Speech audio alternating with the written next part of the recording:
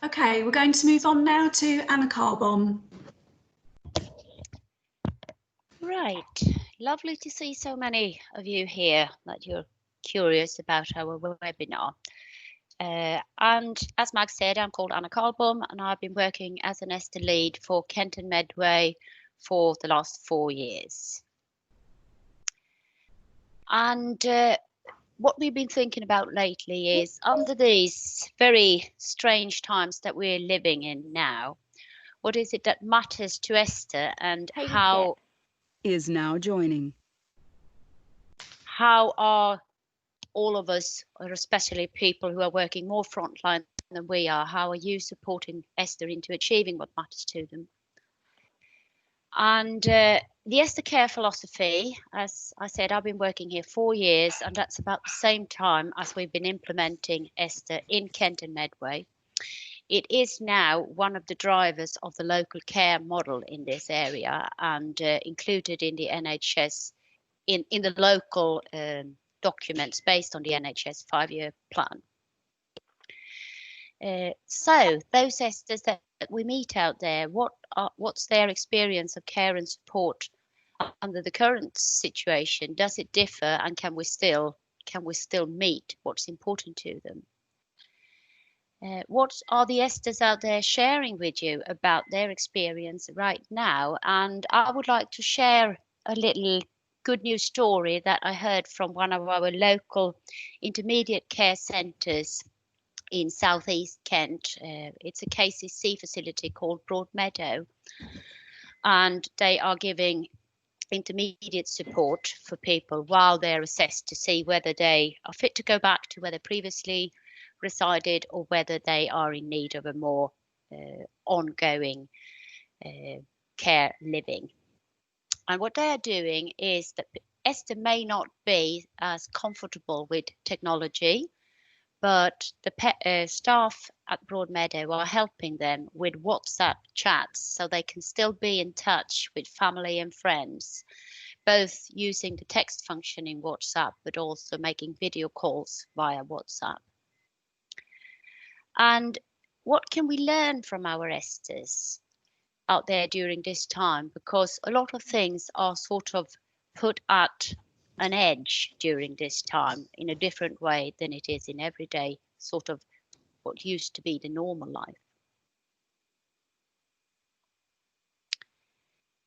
So I assume that a few of you may have seen this picture before, because I love it. Look at this picture. Where is ESTHER in this picture? Can you see ESTHER somewhere? I would say that ESTHER is somewhere in this mess, and probably at several places going back and forth, as you can see with the lines sort of messily connecting all the different areas, as ESTHER's own home, care homes, the acute trust, the home care services, the GP practices. And this is the traditional way of delivering care. It's built very much on what is the best for the different organizations, whereas we are in the ESTHER philosophy aiming at building things based on what works for ESTHER. So this is our dream scenario. Where is ESTHER in this picture? I think it's quite obvious to you that ESTHER is that lovely lady at the top. Even if ESTHER doesn't have to be a lady in her 80s, it could be a little child, 4, 5, 6 years old, it could be anyone. But as you can see, this ESTHER is, as I like to put it, on top of their care.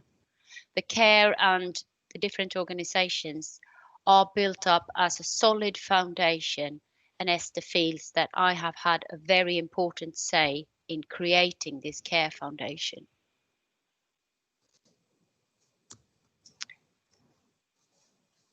And to continue to talk a little bit more about ESTHER in Kent and Medway, what are we doing and what have we been doing? We have the Ambassador and Improvement Coach training, which is now a crucial part or a core part of the workforce transformation plan. And the care philosophy is also built into the emerging integrated care partnership plans. So you basically can't really work in the care sector in Kent and Medway without having ESTHER as a mandatory tool. And we have an ambition to roll out ESTHER cafes, face-to-face cafes, as part of the integrated care partnership setup. But COVID-19 put everything on hold. So what we are looking at now is it possible to hold virtual ESTHER cafes? And this is only one part where we're looking at developing virtual tools as well.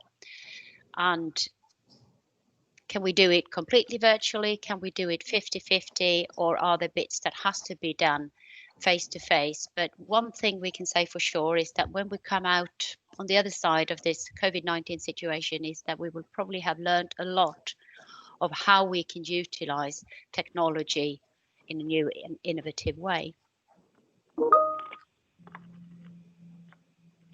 And I'm now happy to hand over to Kathy Bellman, who is the local care program lead. Thank you, Anna, and I hope you can hear me. Good afternoon, everyone, and thank you for joining us. If we could move on to the next slide, that would be lovely. So Anna did mention that one of the drivers of our local care model, and our local care model being our integrated out of hospital model, so truly integrated out of hospital model, which encompasses health, local authority, voluntary and care sector. So part of that local care model, and really key to it, is the ESTHER philosophy, which supports the 6 key components of universal personalised care. So nationally, the NHS is actually driving those 6 key components. You can see them there on the left-hand side of the screen: shared decision-making, personalised care and support planning, enabling choice, including legal rights to choice, prescribing and community-based support, supported self-management, personal health budgets, and integrated personal budgets. So all aligned perfectly and beautifully to our ESTHER model. There's a front page of the little logo there on the top right, the logo of our long-term plan. And what I thought I'd do is just pull out 2 of the phrases from that 90-odd page document. But personalised care gives people the same choice and control over their mental and physical health that they've come to expect in every other aspect of their life. And the next one is, people will get more control over their own health and more personalised care when they need it. So we're really trying to become more personal people or individual focused using our ESTHER philosophy. Next slide, please. So as Anna did mention, times are unprecedented. We've probably all of us never dealt with a pandemic before. And ESTHER has beautifully aligned to our COVID-19 response plans, and probably in some ways helped to accelerate the work that we've been trying to do over the last couple of years. So what I thought I'd do here is try to bring to life how ESTHER is working in reality. So over the past few weeks, we've managed to agree Kent and Medway-wide consensus around treatment escalation and advanced care planning, developed with individuals to ensure it meets their individual needs, wishes and goals, and then again, truly aligned to our ESTHER philosophy, what matters to ESTHER. So if you press the button again, then the next 2 components. So what I've tried to do is, you'll see I've broken down those 6 key components and tried to give you examples of how they're working in reality. So I've put 2 together. So social prescribing and community-based support and supported self-management are really key.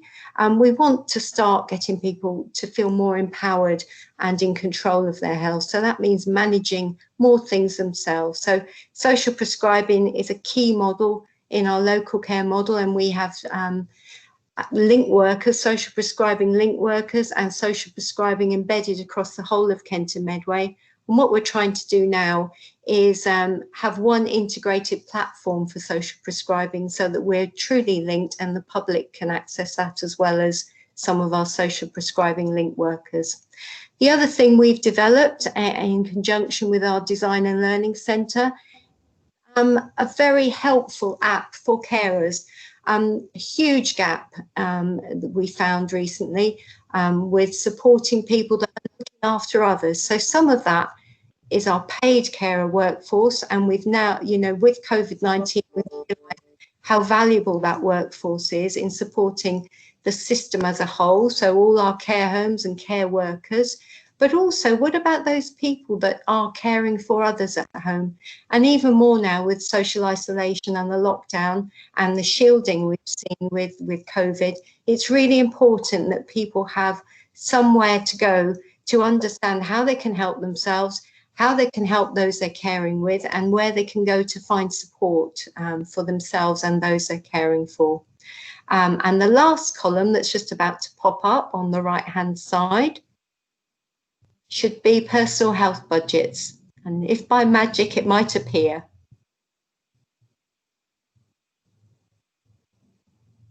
So John, if you can press. It should be there now, Kathy. Can you see it? I can't, but I'll carry on. So, oh, Yeah, there.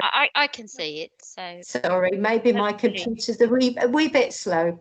So I apologise for that. So personal health budgets and integrated personal budgets. So they're not new to us. We have been giving people personal budgets for continuing healthcare. But what we really want to do now as a system is understand the needs of our ESTHERs and understand the wider determinants of people's health and try and create personal health budgets that may be not the traditional way of supporting people, but maybe use them for social prescribing interventions and other things that might help them in totality. So we can move on to the next slide. So I mentioned social prescribing, and what I want to do actually show you the impact that social prescribing has had across Kent and Medway. So we've been using the Office of National Statistics wellbeing measures for our social prescribing interventions. And you'll see if you've got I can't see the table, but maybe it's my my computer. But you'll see it on the top there. There should be a table which has shown how social prescribing interventions have actually improved people's health and well-being. So one column there is our local measures, and the other column is against the national sort of measures that have been supplied to us by NHS England. So social prescribing, really key to people's health and well-being, really key to looking after our ESTHERs. And I believe now that we're going to go into, you'll see Roy down at the bottom there. He's a real person that's had a social prescribing intervention. And we're going to have a nice video of Roy. That's right. So John's going to load the video onto the screen now. So just bear with us because it does take a minute or so to do this.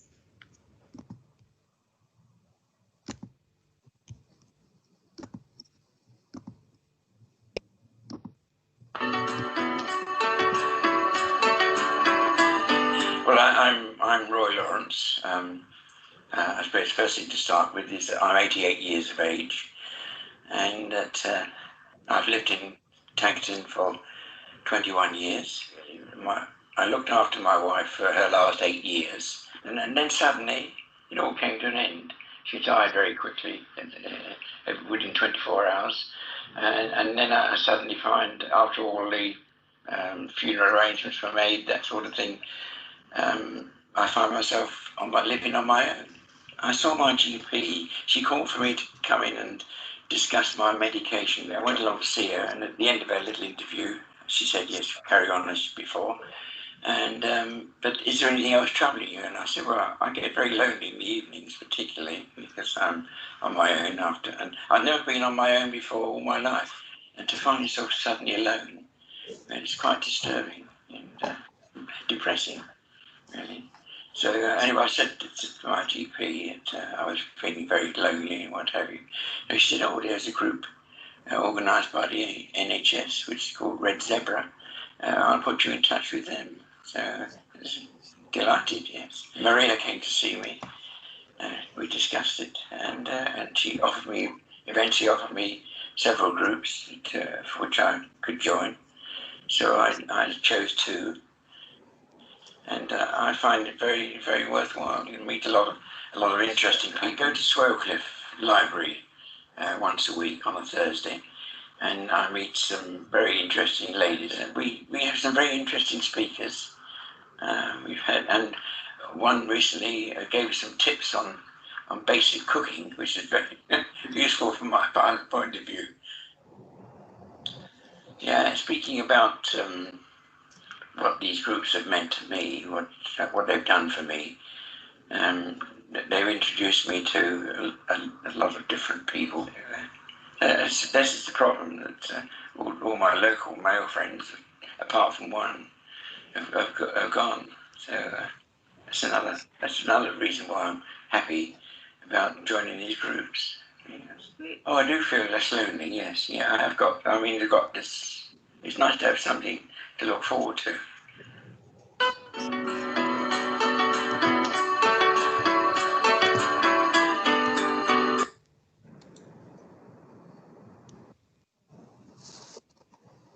Okay, hope you enjoyed the video, and can I ask Kathy to comment on how Roy is now during COVID-19? Right, so yeah, Roy is still having to the clubs and things. He's moved out of his home in Tankerton because obviously I think it was too big for him on his own. So he's now in sheltered accommodation. But yeah, he's doing very well, and Red Zebra are still supporting him and keeping in touch. I think what the beauty of having a social prescribing link worker is that you've always got someone there. They're not, you know, they'll pop in every, you know, just contact you every so often, make sure that things are still okay and that you've got what you need, and they can be there as a sort of point of contact. So yeah, he's doing very well. But I think that really brings it to life, doesn't it? It's better than me talking about it if you have a real story to compare. That's great, Kathy. Thanks very much. Okay, we've reached our first pause for questions and comments that you'll be able to access via the hand raised facility. So does anyone have any questions on any of the presentations so far?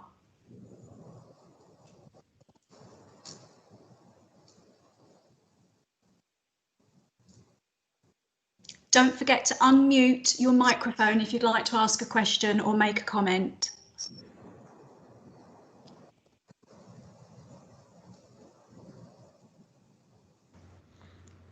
Is there a facility to self-refer to social prescribing? The very good question, and that's what we're really trying to do. We want to, what we're trying to do with having a single IT platform for a directory of services is to be able, if you're in Kenton Medway, you should be able to, as a member of the public, go on to that and find out what's happening in your local vicinity, what you're interested in. You can search by, you know, gardening clubs or search by age groups or other things. So what we're really trying to do is make it accessible. So we've already got social prescribing link workers that are attached to local authorities and attached to your GP practices. And it might be that via, as Roy did, via the GP and have that intervention, and they'll do the searching for you.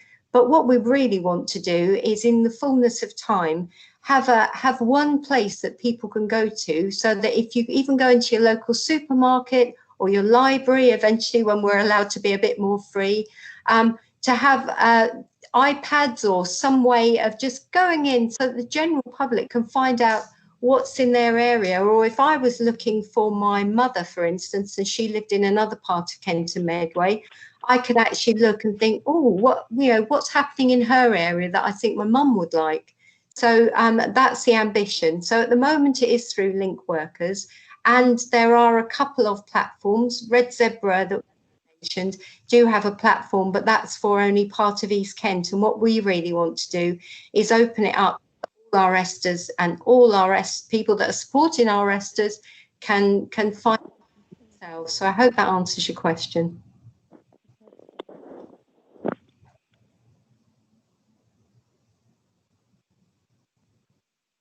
Do we have any other questions?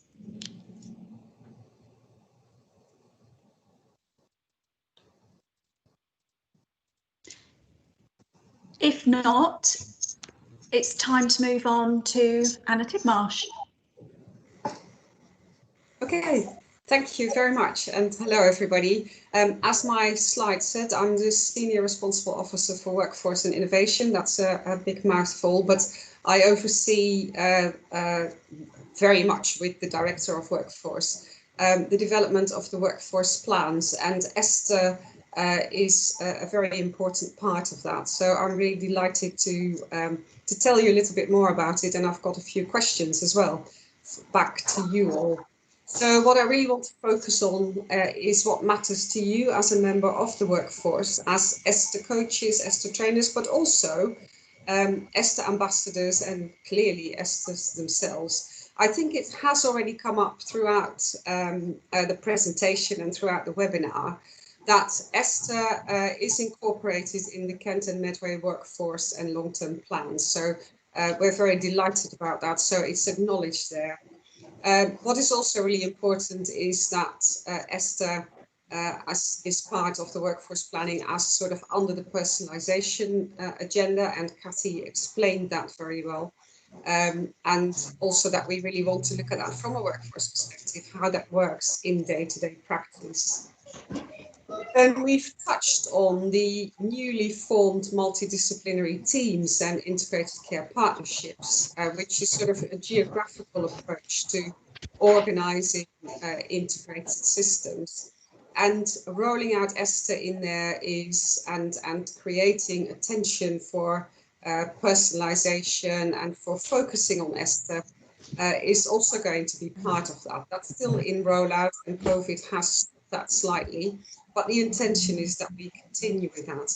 And clearly, if we want it to be part of multidisciplinary team working, we need to focus on what that means. How do you do an ESTHER cafe? How can you really assure ESTHER that they can tell the story? And how do we work with staff to make sure that they follow up the actions from an ESTHER cafe and a multidisciplinary team meeting? It's not only for multi-systems and multidisciplinary team meetings, it's going to be completely key for individual organisations, small and large, to incorporate the ESTHER approach in Kent and Medway, because that's what we've agreed. Now, that is a big undertaking, and we're nowhere near that we've achieved that. But it's really encouraging to see how many ESTHER coaches and ambassadors we have. And as the workforce work and part of the workforce work, that's what we're going to continue to roll out and monitor. Next slide, please. So what we really wanted to ask you, and you don't have to answer that today, and you can think about it. You can come back to me on this, but it's also really important that you can feedback to us on sort of means of feedback as we are going to set out. And also it might be that we want to do a separate webinar concentrating on that.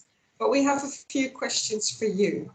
So how can the ESTHER team currently connect and support ESTHER ambassadors and improvement coaches? Can you let us know whether we can support you better, more in a different way, or continue, but tell us about this.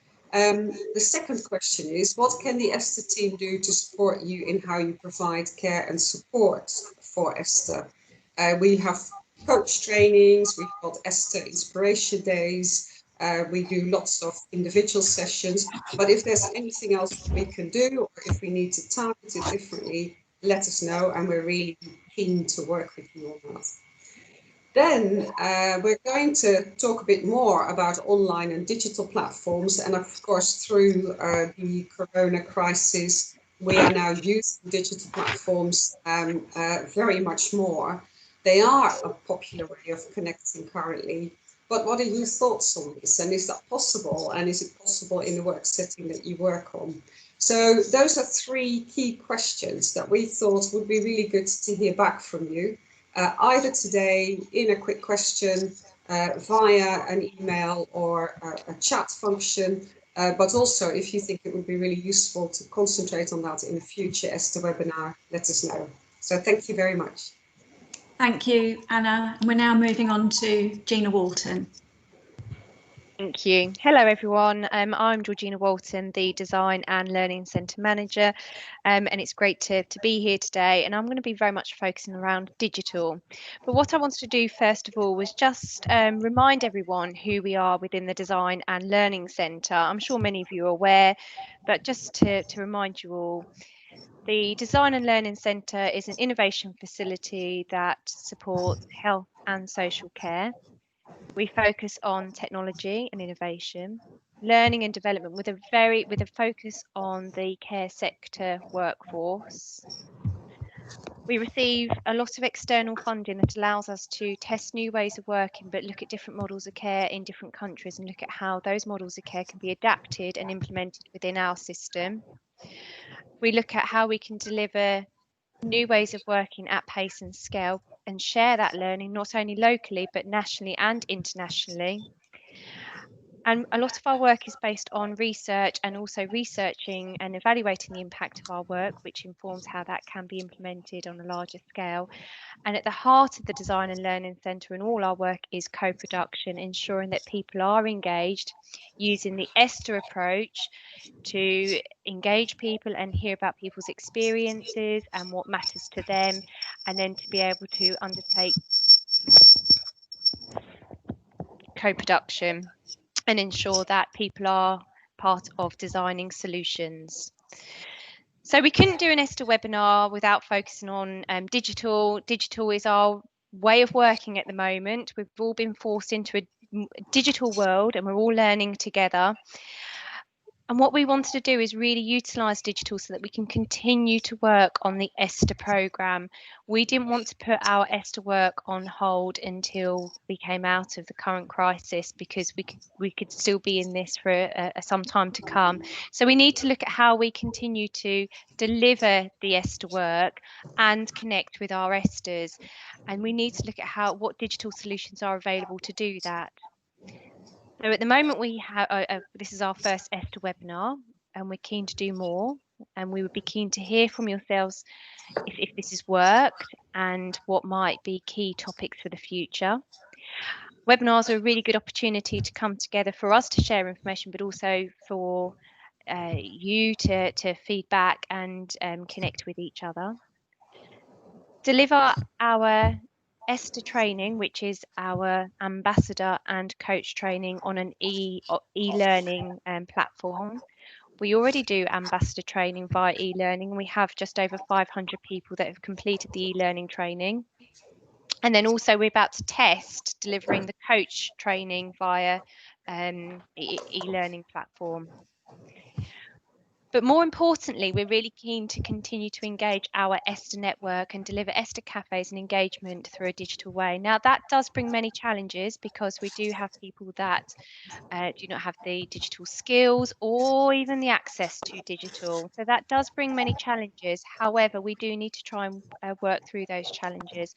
And if you have any ideas, we would really like to hear from you around how we can continue to engage people and listen to what matters to ESTHER, and learn from ESTHERs around their experience during COVID and how we can build upon their experience to create a new way of working and support future ESTHERs. We'd be really keen to hear from you and your ideas.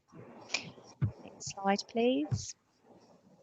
So we already have at the moment an ESTHER digital network, which where ESTHERs, coaches and ambassadors can come together in a virtual way to exchange information and share their learning and also their improvement projects. And we really recommend that our ESTHER network fully utilises this platform to support each other, share ideas, but also those improvement projects, because we want to hear about what you're doing, but also share that good practice and ensure that those projects are scaled up, not just within the area that you work within, but how we can take those and implement them on a larger scale. So we really want to bring back to life this virtual network and ensure that our ESTHER network are part of this and that we're engaging and sharing information.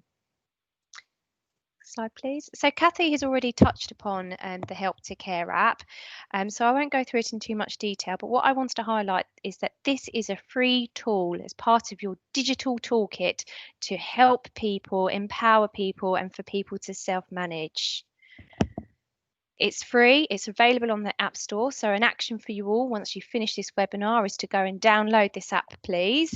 Zoe, who's on this call, will be very happy. She'll look at the numbers and see if there's been an increase following on from this webinar. But it's a free tool for care workers and unpaid carers, and it provides essential information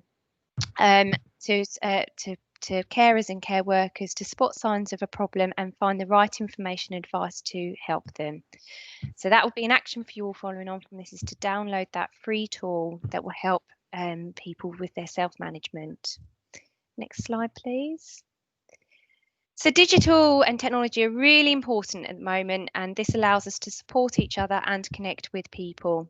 However, it does bring about many challenges in that people don't have the digital skills or even the access to digital solutions such as iPads, smartphones. So that is an issue, and we do need to work through that and understand what the challenge is. So we're really pleased within the Design Learning Centre to be implementing an external funded project called Empower Care. And through Empower Care, it's a 3-year project, but the Empower Care project is aimed to develop digital skills, and that's both workforce but also people within the communities, and create a network of digital ambassadors within communities, helping people connect and utilise technology. What we've found, particularly through COVID, is that a lot of technology solutions have been put in place to support people. However, what hasn't been put in place is the support and the training and development for people to then effectively use those digital solutions.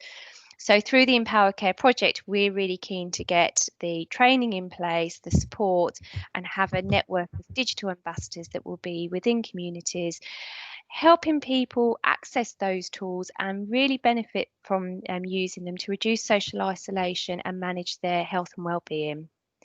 So as I said, we're really keen to hear from you if you've got any ideas, and I'm now going to hand back over to Mags. Thank you, Gina.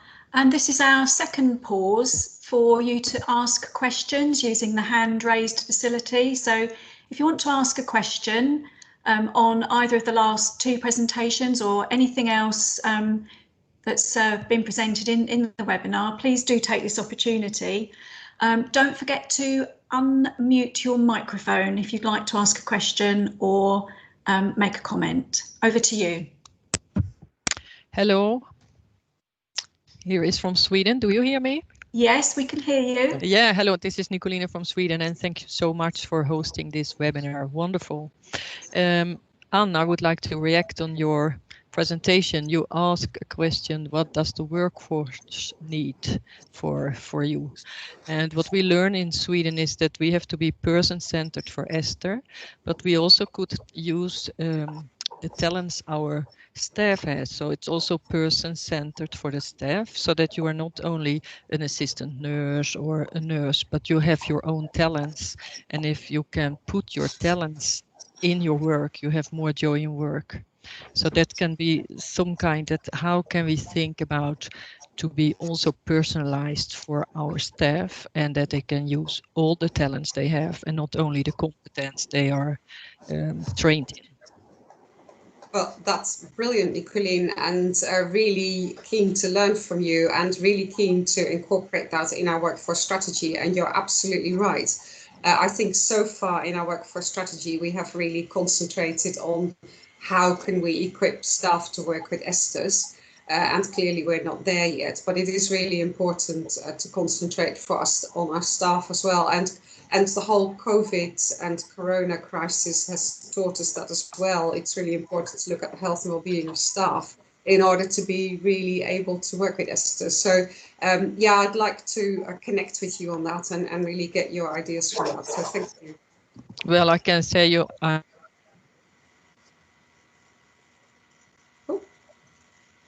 I've lost you. Oh, I just want to say that we are not there either. We are working on it. Okay. Yeah. Okay, but perhaps we can connect on that. So thanks very much. That would be really good. Yes. Sharon. Sharon. Hand up. Can you hear me? We can hear you, Sharon. Oh, brilliant. Sorry, I didn't know if you could hear me or not. It's just a comment, really, because as you probably know, I've just done a piece of work on sustainable person-centered communities, and as part of that work for the piece of work that I was doing, I looked at the ESTHER model as a really good example of how you did that.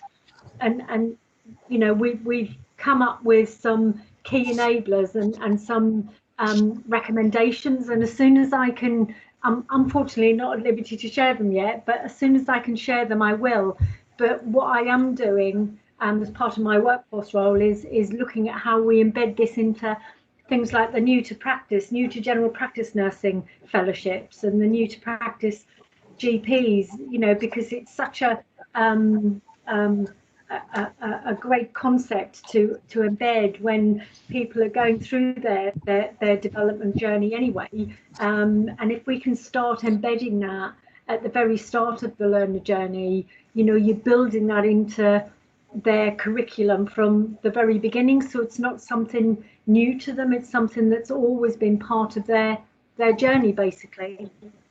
But as soon as I'm able to share that, I will send it to you.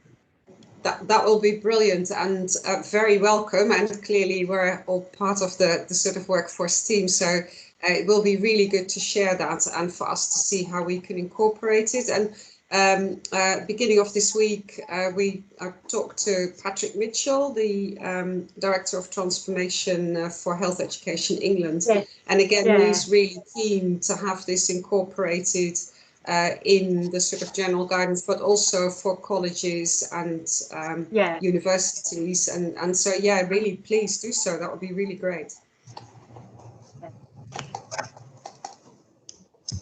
Are there any further questions? No, no much. No, okay. Right, we're coming towards the end of the webinar now, so I'd just like to confirm the next steps. We would like to continue delivering webinars, progressing the theme of what matters to ESTHER during this time, what matters to you as a member of the workforce and the wider ESTHER network. As a team, we'd really like to understand what we need to do to support what matters to you and ESTHER going forward in the ways that have been described throughout the webinar. We're thinking that we'd like to run the next webinar on July the 22nd. And we're very interested to hear from you on the kinds of subjects that we could feature for the next webinar. Perhaps we could do a further exploration of ESTHER and universal personalised care. But if you've got other ideas and suggestions, please do let us know. Also, if you want to find out more or become an ESTHER ambassador, please see the links on our last slide.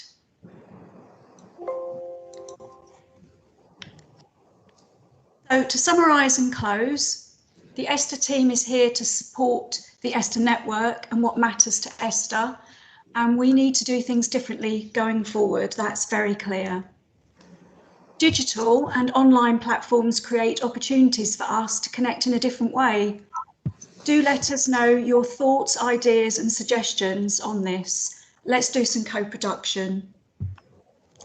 Thank you for participating in this webinar.